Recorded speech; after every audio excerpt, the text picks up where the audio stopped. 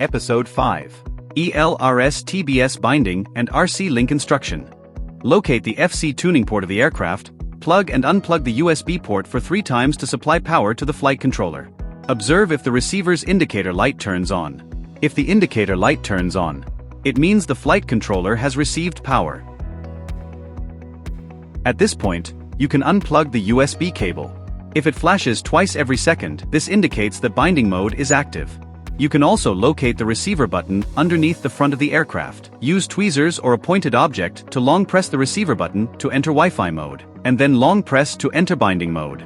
If indicator light flashes twice every second, this indicates that binding mode is active.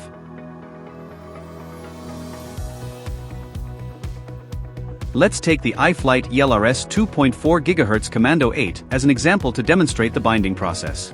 Short press, then long press the power button for 3 seconds to turn on the remote controller, then short press the left 5-axis menu button. Enter the Tools page, select Express ELRS, and enter the binding page.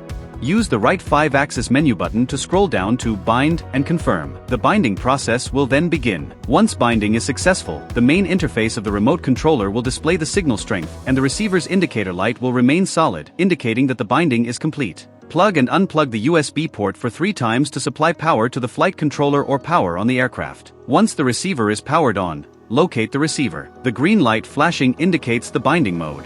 If the receiver has not entered the binding mode, then use tweezers or a pointed object to short press the boot button on the receiver. At the same time, power up the receiver again, the indicator light will flash. Then, long press the boot button until the green light on the receiver flashes. This indicates that binding mode is active. For this example, we'll use the TBS external module. Long press the 5-axis menu button to enter the device's system menu. Short press the 5-axis menu button to select XF-Lite, then find Bind. Short press the 5-axis menu button again to enter the binding process. Once binding is successful, both the TBS receiver and the module will turn solid green. This indicates the binding process is complete. If you are using TBS Crossfire Transmitter, TX module or ELRS TX module, your TX module needs to be set as follows. RC link for ELRS is set to 250 Hz by default. TBS version is set to 50 Hz by default. And adjust the settings according to your preference and needs.